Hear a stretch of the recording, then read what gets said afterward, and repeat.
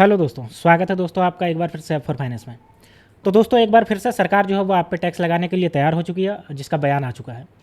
सरकार अभी अभी जो बजट लेकर के आई थी, जिसमें शॉर्ट टर्म गेन को 15% से बढ़ा करके 20% कर दिया था और साथ ही लॉन्ग टर्म गेन पे 10% से बढ़ा करके 12.5% कर दिया। लेकिन इसके बावजूद भी सरकार का पेट नहीं भरा और एक बार फिर से ऐसा न्यूज़ निकल के आ रहा है कि अब जो सेबी है, सेबी के एक परमानेंट मेंबर है, उन्होंने ऐसी बात कही है कि आप सुन करके आपका मूड खराब हो जाएगा। जितने भी स्टॉक मार्केट से जो ताल्लुक़ रखते हैं, जो भी स्टॉक मार्केट में निवेश करते हैं या फिर ट्रेडिंग करते हैं, वो सब सभी जो है वो पूरी तरीके से गुस्सा हो जाएंगे। तो चलिए मैं बताता हूँ कि आखिर क्या बात है। लेकिन दोस्तों अगर आप इस चैनल पे नए हैं तो चैनल को सब्सक्राइब कर लीजिए और वीडियो को लाइक कर दीजिए, ताकि ऐसे स्टॉक मार्केट से रिलेटेड वीडियो आप तक आसानी से पहुँच सके और आप स्टॉक मार्केट से अपडेटेड रह सकें। तो खबर कुछ ऐसी है कि investor need to ready to pay reasonable fee to access market से सेबी अनंत नारायण, यानी कि एक परमानेंट मेंबर है सेबी के अनंत नारायण। ठीक है, इन्होंने कहा है कि जितने भी इन्वेस्टर हैं वो तैयार हो जाएं, स्टॉक मार्केट के जितने भी आपके हैं, चाहे ट्रेडिंग करते हैं चाहे इन्वेस्टमेंट करते हैं, अब वो तैयार हो जाए रीजनेबल फ़ी पे करने के लिए। किस लिए भाई? सिर्फ मार्केट को एक्सेस करने के लिए, कि मार्केट जो है, स्टॉक मार्केट जो है, उसको सिर्फ एक्सेस करने के लिए जो है वो फ़ी देने के लिए तैयार हो जाए। तो आखिर उन्होंने ऐसा क्यों कहा है और इसका जो है वो क्या इफेक्ट देखने को मिलेगा? तो चलिए पूरी खबर के बारे में जानते हैं। तो देखिए, अभी अगर हम बात करते हैं तो अभी जो है वो डिस्काउंट ब्रोकिंग फर्म जो है वो लगातार जो है वो इन्वेस्टरों को जीरो और लगभग जीरो ब्रोकरेज देने के लिए प्रेरित करती है। यानी अभी जो ब्रोकरेज देना पड़ता है वो ब्रोकिंग कंपनी लेती है, जो सरकार लेती है वो बहुत कम लेती है। तो सरकार ने देखा कि ब्रोकिंग कंपनी आपस में कंपटीशन करने के लिए वो जो है वो लगभग जीरो या नियरिंग जीरो, देखिए ऑफर जीरो और नियर जीरो ब्रोकिंग दे रही है, जिसकी वजह से security and exchange board of India whole time member Ananth Narayan said that investors should ready to pay market driven charges as is nothing to called free lunch. यानी उन्होंने कह दिया कि ये जो अभी ब्रोकिंग कंपनी आपस में लड़ने के लिए जीरो या लगभग नियर टू जीरो ब्रोकिंग पे करती है, यानी कि जो भी इन्वेस्टर है उनके लगाती है, तो इससे क्या हो रहा है, इससे जो है वो अनसर्टेनिटी हो रही है। यानी कि एक ब्रोकर है जो बहुत कम ले रहा है, एक ब्रोकर है जो ज़्यादा ले रहा है, एक ब्रोकर है बहुत ज़्यादा ले रहा है। तो इससे जो बहुत कम ले रहा है या फिर जो जीरो ले रहा है, तो उसमें जो इन्वेस्टर है उनको फ़ायदा हो जा रहा है। तो सरकार यानी कि जो सेबी का जो मेंबर है ये अनंत नारायण, उनका कहना है कि कुछ भी ऐसा फ्री लंच आपको नहीं मिलने वाला।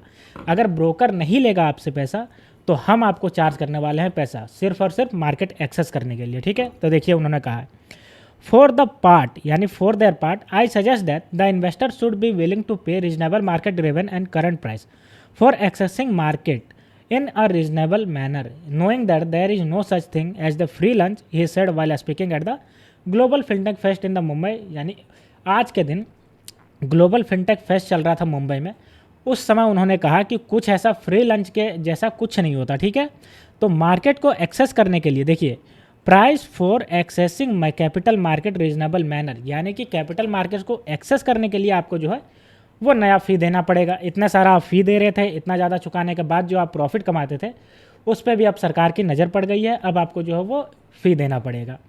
आगे अगर बात करते हैं तो देखिए, SEBI manner comment on come at the time where the capital market regulating taking a series step to ensure that client fund do not stay in the broker account. यानी कि अभी ऐसा देखा जा रहा है कि क्लाइंट का जो फंड होता है, जो ट्रेडिंग करता है या इन्वेस्टमेंट करता है, वो अपना पैसा को लेकर के आते हैं ब्रोकिंग के ये अकाउंट में। ठीक है, चाहे एंजल वन हो गया, जीरोधा हो गया और भी बहुत सारे जो हैं उनमें।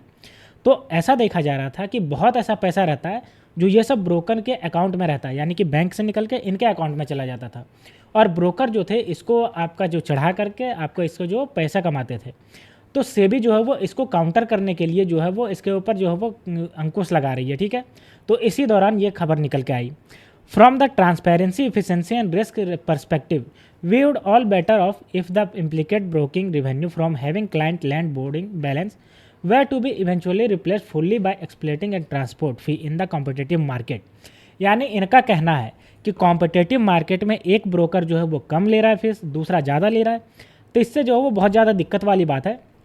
इसलिए सबको यूनिफॉर्म करने के लिए हम एक तरह से जो है वो ब्रोकिंग रिवेन्यू की तरह से एक जो है वो लगाएंगे, टैक्स लगाने की बात कर रहे हैं, जिसको फ़ी की तरह कर रहे हैं। ठीक है, अगर हम बात करते हैं तो अभी क्या चलन है, अभी सबसे ज़्यादा चलन है यूपीआई ब्लॉक मैकेनिज्म।